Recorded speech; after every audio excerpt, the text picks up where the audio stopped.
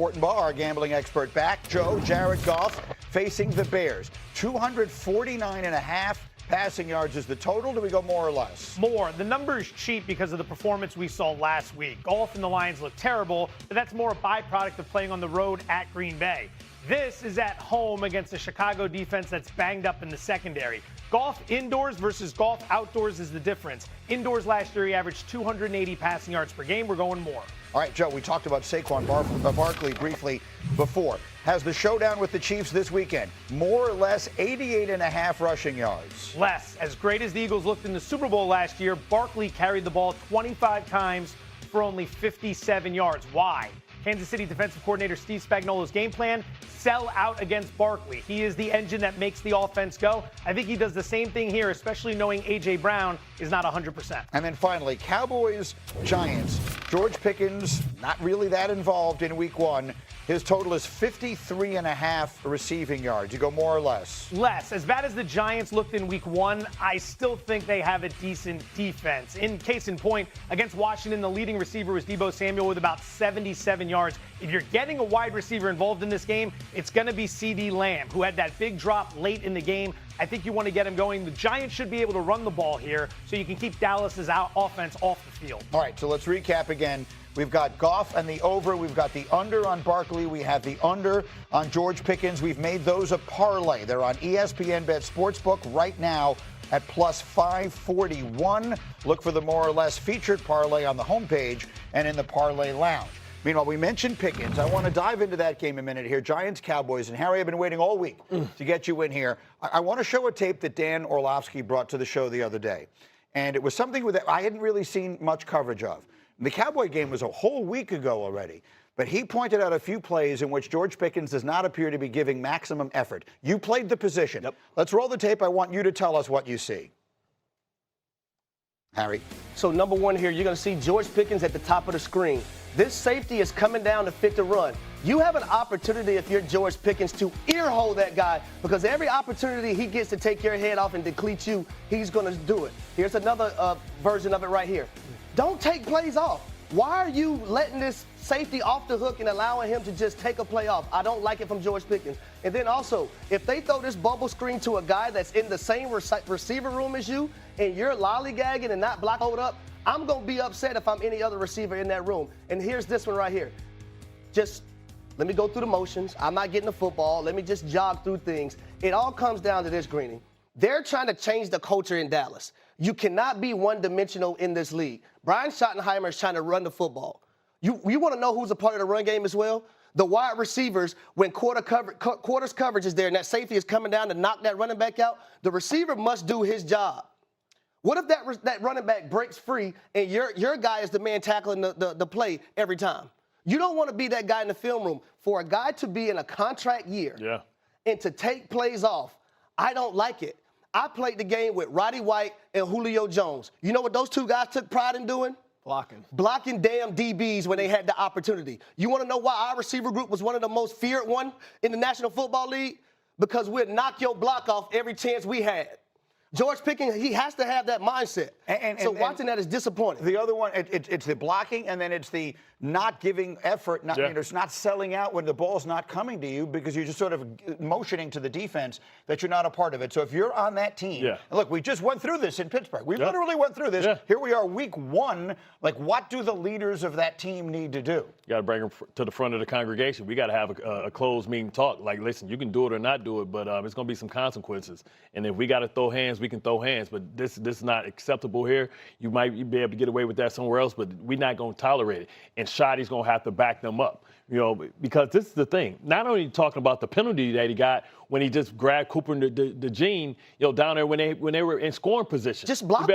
Just being lazy. The damn defender. Right. So you got to understand it ain't always about you. Right? It ain't all this ain't the greatest show on turf where we're going to throw the ball 50 times, right? But we need you to do your job. It comes to two things. Number one, the word trust. Yep. Can I trust you, George Pickens, as a coach, as a teammate, to do your job every single play? What are you willing to sacrifice for us to be great? Yep. It's bigger than the individual. Greedy, when we would trade for him, I would say to him very simply, and I said it to Santonio Holmes, Braylon Edwards, amongst others, like, let me give you the answers to the test. We're going to try to sign you. There's a salary cap. Every play you put on tape is a job interview. Do 31 other teams want to sign you? So the pen is in your hands. What do you want people to think of you? That said, and we could put the picks up on the screen here quickly, do we think the Cowboys, oh, well, there it is. We think the Cowboys bounce back big against a Giants team that really struggled week 1. Giants need this one too. And the Giants do have a very formal front four, but it didn't feel that way against the Commanders. It did not feel like this is the greatest defense we've ever seen. They need to show up. And I thought the Cowboys' offensive line did very well against the Eagles, even with Jalen Carter out of the game. All right, so we see all the stars on the screen will be picked. It's eerily similar in that Joe Shane was on Hard Knocks, the Giants GM, and we had it all on video. We had him saying the words that were going to move on from Saquon, so it was almost like the smoking gun of here's the mistake that was made.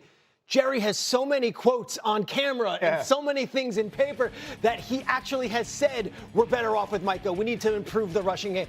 The run defense game. Kenny Clark improves us. It's all right there. We saw it all on video. Micah Parsons could be the Saquon Barkley of this season. Which leads me to ask you, Mike Tannenbaum, like inside that building, right? If you're inside the Cowboys building and they've got their game with the Giants to deal with, and we're going to make picks on all these. We'll get to the Cowboys in a minute.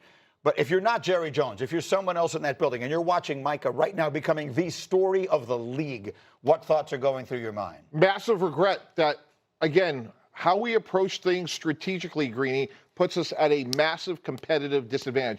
When you have a future Hall of Famer by any metric who's 26 years old and you hit on your own first-round pick, sign him right now. A year ago, they should have signed him. The fact that it got this far, we talked about it for months, Greeny. Nick Bosa was at $35 million. Now we're all the way up to $47 million. It is as deflating to the Dallas Cowboys as it is invigorating to the Green Bay Packers. They are human. They all saw that game last night. He's a great player that makes everybody else around him better. I mean, but he didn't make the Dallas defense that great. They still got the ball ran down their throat. So it's like one of those things. They weren't winning with them. It's not like they had the number one defense. Yes, they were. When Dak Prescott was healthy, they were going to the playoffs every year. They won 12 games 3 years in a row with or whatever it was with Mike at the beginning of his career. And they got sent home because Green Bay did what to him? Ran the ball at Michael Parsons. Okay. So it can work out for both teams. We can't determine who wins this trade until what we see Dallas does. Well, I push back, Bart, because in week 1 on Thursday Night Football, when Jalen Hurts was standing back there with all kind of time to run, I get it. And then he did rush for touchdowns, it was because you didn't have that relentless pursuit from a guy like Michael Parsons. So Jerry is willing to down the hill that I'm not willing to down. And sitting here continuously saying that, hey, we're going to get multiple players. You have a generational type player. You don't trade a player like that. You just don't do it. And if you do, Peter said earlier in the show, Greeny, 70 cents on the dollar. I would probably go 50 cents on the dollar. Why not trade him to the 88? Yeah, why don't you just trade him to the AFC? That's true. And those 2 first-round picks are going to be really low picks. That's true. Right. So there's no need to relitigate it. I just think it's an interesting storyline to watch all season long. We talked about Mike. I want to go to the other side. So we're having breakfast this morning. A delightful egg white omelet, courtesy of our friend Benny, the omelet chef upstairs. And Harry's sitting there on his phone, and he just turns to me and he goes, Greeny, Matt LaFleur put on a master class last night. What were you watching? Yeah, number one, your job as an offensive coordinator and a play caller is to put your players in positions to have success. This first play is going to be a 3rd and 3 situation. You're going to see them send this receiver in motion across the field to watch the Commanders, the DB. He's in man coverage and trail technique. The receiver is going to run a 6-yard out, and it's literally like taking candy from a baby, Greeny. Look how easy this is for the receiver and Jordan Love to complete. First down, Green Bay. Now, the second play that I have, they're backed up in their own territory, and watch the eyes of Jordan Love. He's going to tell this receiver, hey, come in and block this safety. But the safety falls for the banana in the tailpipe. Watch Tucker Kraft. Be detail-oriented in your work. Make it look like run He first. is blocking. Did a great job. Next thing you know, he's catching the ball behind the line of scrimmage. This is a 15-yard gain for the Green Bay Packers. They go out on this drive and score a touchdown. Now, the next play I really, really love. You're going to motion this wide receiver across the formation. You're going to create a 4-by-1 formation. They're going to run triple seam. You're going to see the vacated area for this tight end to catch this football. Jordan Love definitely is not going to miss this one. Another explosive play for the Green Bay Packers. Matt LaFleur is running a master class. He was 3 steps ahead of the Washington Commanders head coach and also defensive coordinator. He's playing chess. Everybody else is playing checkers. Is it even checkers? It's not. I think it's like pick 6 or